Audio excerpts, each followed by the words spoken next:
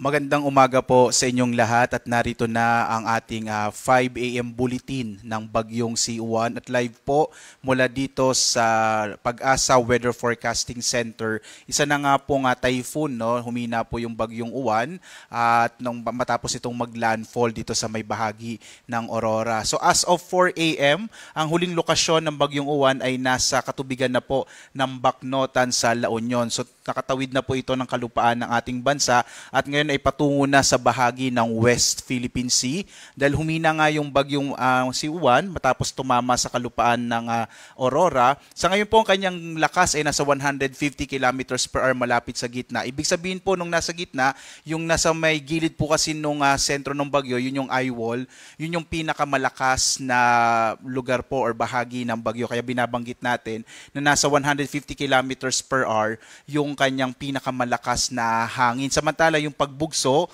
ito naman ay nasa 230 kilometers per hour. Tinatawag din itong gustiness. Ito po yung mga biglang malalakas na hangin na dala pa rin ng bagyo. At ito'y kumikilos pa kanluran, hilagang kanluran sa bilis naman na 25 kilometers per hour. Makikita nyo po, no? So nababawasan na po yung mga lugar na may mga kaulapan. Kaya po posible po na mamayang hapon or mamayang tanghali ay mas mababawasan na yung mga pagbugso ng hangin at malalakas na mga ulan na dala nga ng Bagyong Uwan, lalo't palabas na po ito ng Philippine Area of Responsibility. Tingnan po natin muli yung pagtama ng Bagyong Uwan dito sa may bahagi ng Aurora na nakuhanan po base po sa ating Baler radar. So makikita nyo ito yung sentro, malawak yung mata ng bagyo hanggang sa ito ay tumama dito sa may area ng Aurora. At nung tumama po ito sa may area ng Aurora ay nabasag po yung sentro ng bagyo.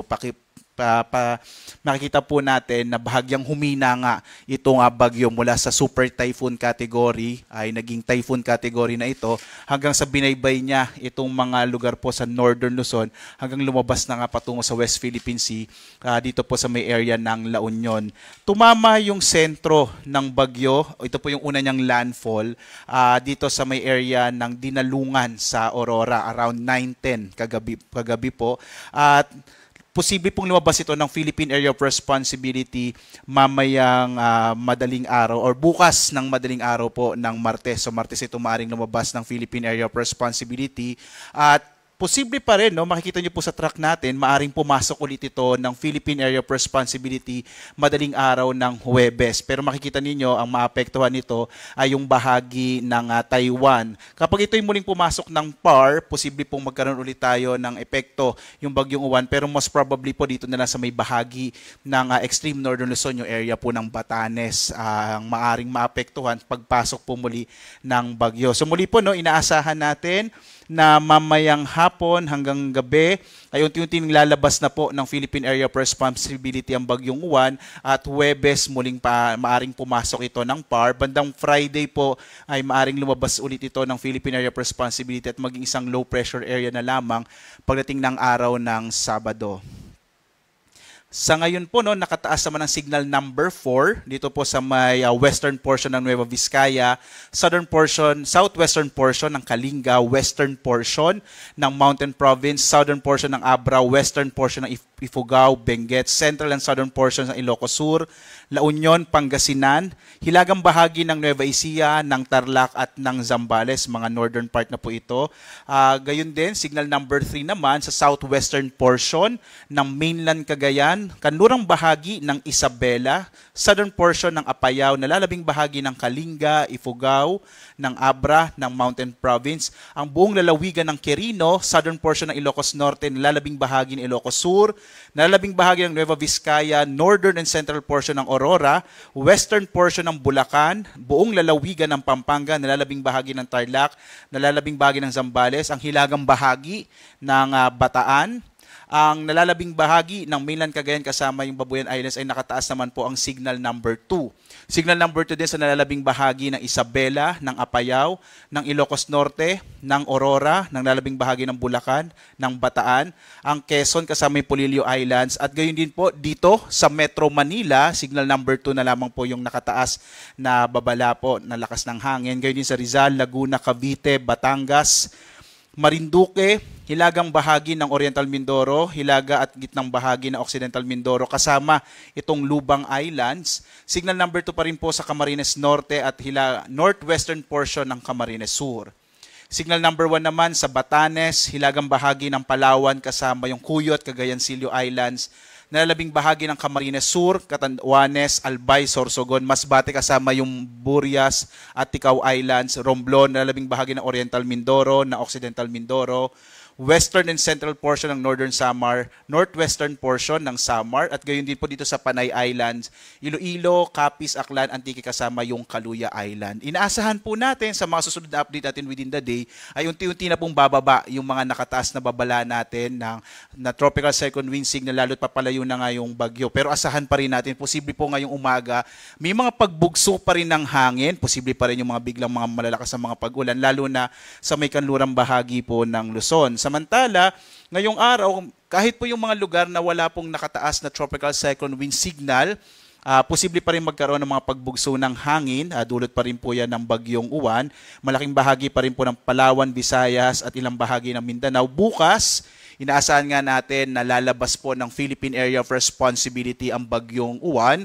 Pero posible pa rin, kahit po wala na pong nakataas sa tropical cyclone wind signal, malaking bahagi pa rin ng Luzon, ay maaaring magkaroon ng mga pagbugso ng hangin kasi meron pa rin pong trough or yung mga kaulapan na dala ng bagyo. Pagdating ng Wednesday, araw ng Miyerkules, ay posibleng may mga pagbugso rin ng hangin sa Batanes at Babuyan Islands. Dahil inaasahan nga natin, muling papasok ng Philippine Area of Responsibility ang bagyong Uwan madaling araw po ng Huwebes.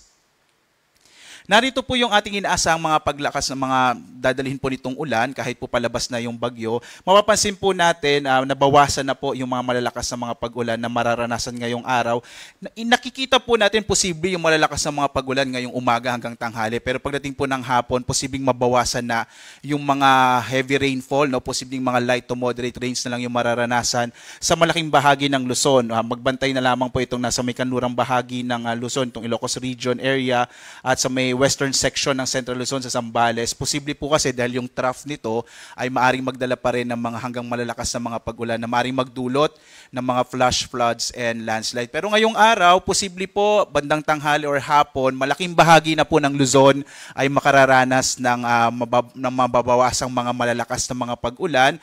Bukas po araw ng Martes, posibleng mas maulap na kalangitan naman at mga mahinang sa katamtamang pag-ulan ang mararanasan sa malaking bahagi ng Luzon sa paglabas nga ng bagyong Uwan ng Philippine Area of Responsibility bukas. Samantala po, meron pa rin tayong inilabas na storm surge warning, particular na po dito sa may kanlurang bahagi ng Luzon. Posible pa rin yung more than 3 meters sa taas ng alon po sa baybay dagat. Kaya mag-ingat pa rin po yung mga kababayan natin dito sa may western section ng northern and central Luzon, kung saan posible pa rin magkaroon ng mga daluyong or mga malalaking pag-alon sa may baybay dagat. Mas mataas kaysa sa normal na mga pag-alon sa may coastal areas po ng Luzon.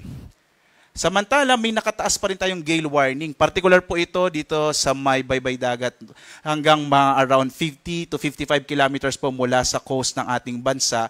Inaasahan pa rin natin na magiging maalon yung gitna ng karagatan dahil nga po sa hanging dala ng bagyong Uwan. Particular na po ito yung area ng Batanes, kasama yung Cagayan at Babuyan Islands, Isabela, Ilocos Norte, Ilocos Sur, La Union, Pangasinan, Aurora, Zambales, Bataan, Metro Manila, particular na nga po sa may Manila Bay, delikado pa rin po maglayag dyan, Cavite, Batangas, Quezon, kasama yung Polillo Islands, Catanduanes, Camarines Sur, Camarines Norte, Occidental Mindoro, kasama yung Lubang Islands, Oriental Mindoro, Marinduque, Romblon, Palawan, kasama yung Calamian Islands at itong area ng Antique. So asahan pa rin po natin na maaring maalon yung karagatan.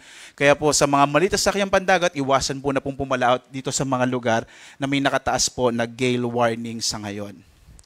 Samantala, magkakaroon po tayo ng 8 AM update mamaya po para sa ating bagyong si Uwan.